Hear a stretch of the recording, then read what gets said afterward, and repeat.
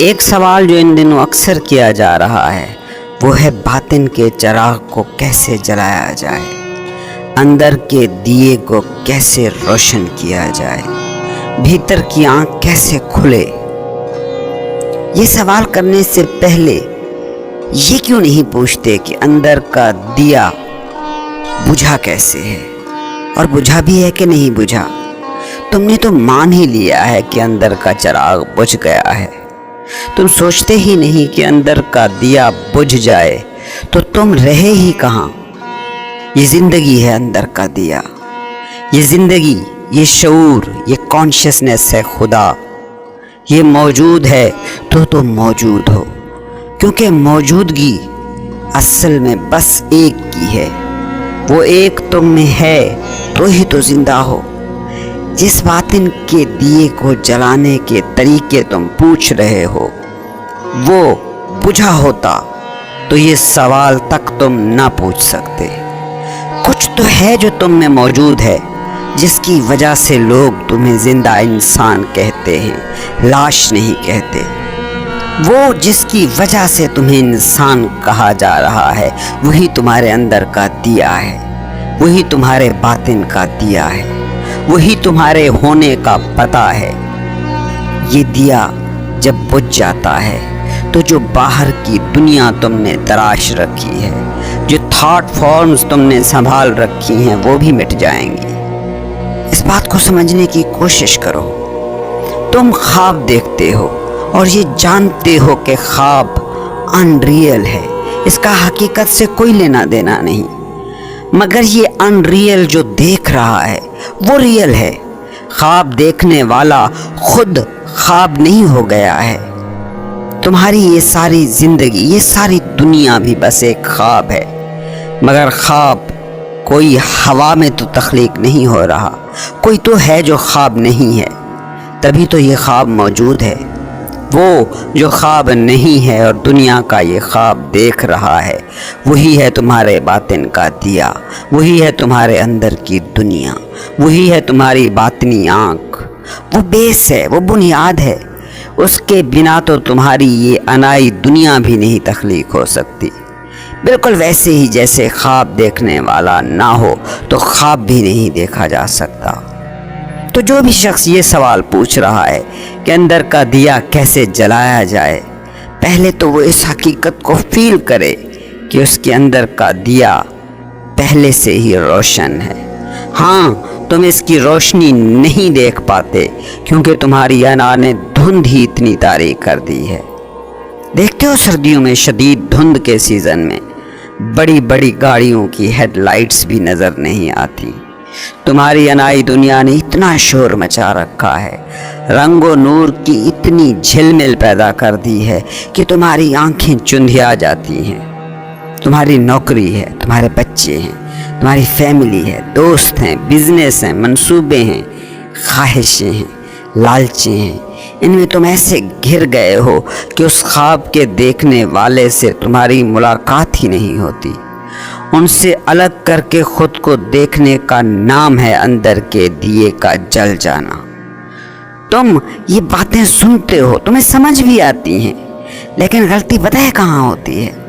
غلطی تب ہوتی ہے جب تم یہ سمجھنے لگتے ہو کہ یہ اعلیٰ تر روحانی طور پر بیدار حالت کو پانے کے لیے کچھ بڑے سٹیپس اٹھانے ہوں گے، اس باہری دنیا کی دلدل سے باہر نکلنا ہوگا، کچھ ریاضتیں، کئی مجاہدے، چلے، مراقبے، میڈیٹیشنیں کرنا ہوں گی، اور یہیں پر تم غلط سمت چلے جاتے ہو۔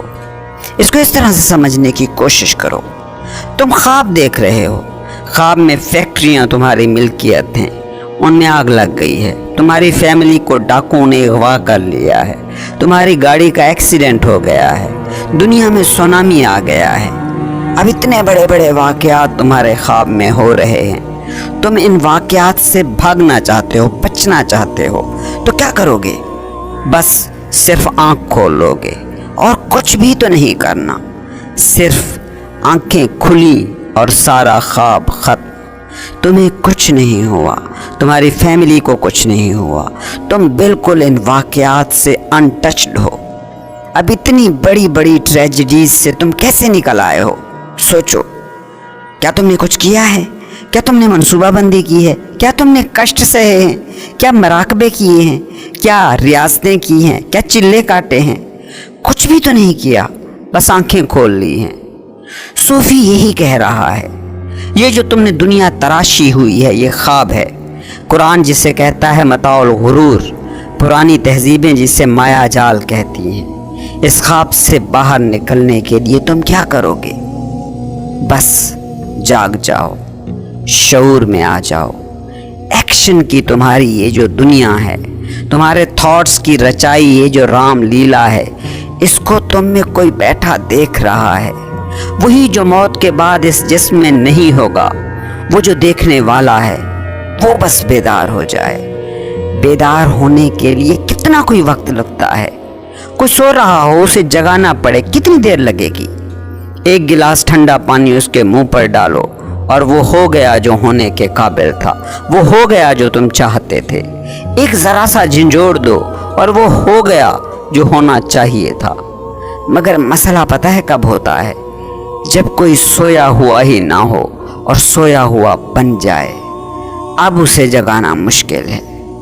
ایک ہلکا سا شور انسان کو جگا دیتا ہے، مگر جو سونے کا ڈرامہ کر رہا ہو اس کے اوپر ڈھول بھی پیٹتے رہو تو وہ جاگے گا نہیں۔ اس چیز کو تم ماہ رمضان میں آسانی سے سمجھ سکتے ہو۔ جس نے روزہ رکھنا ہو وہ ایک ہلکی سی آواز پر بھی جاگ جاتا ہے، اور جس نے روزہ نہیں رکھنا ہوتا، ڈھولچی اس کے دروازے کے سامنے ساری رات بھی ڈھول پیٹتا رہا، مسجد کا سپیکر اس کے گھر کے اوپر ہی کیوں نہ لگا رہا، وہ نہیں جاگے گا۔ تم سوئے ہوئے نہیں ہو، تم سوئے ہوئے بنے ہوئے ہو۔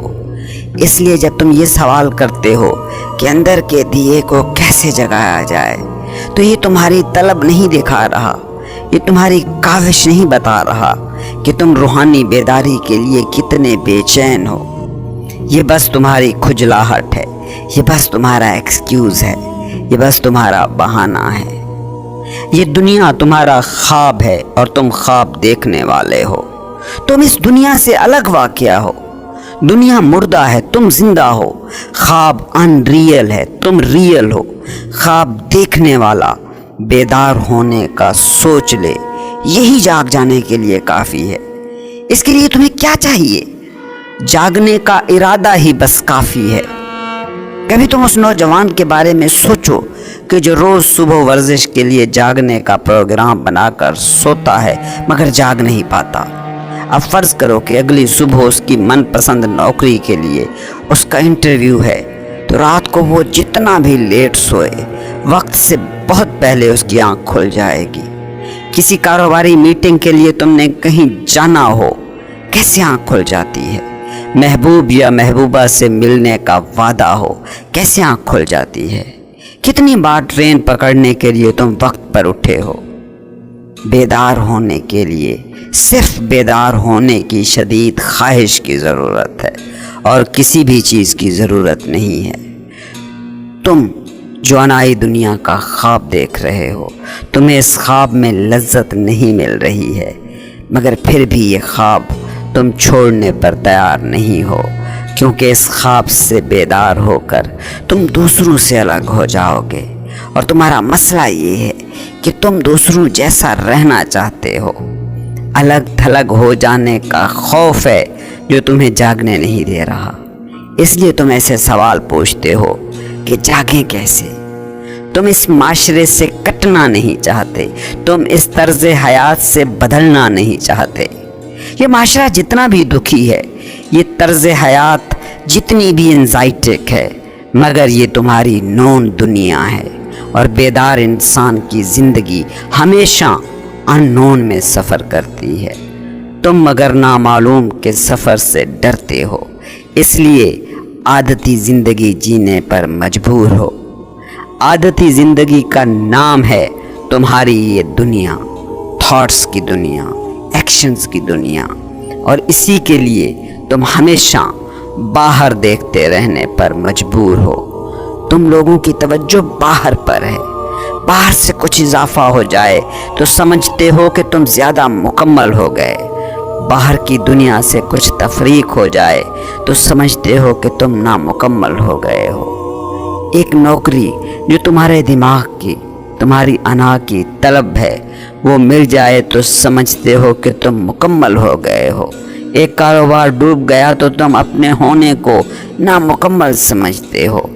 लड़के इम्तहानों में फेल होकर खुदकुशी कर रहे हैं। नौजवान नौकरी ना मिलने पर डिप्रेस हो रहे हैं।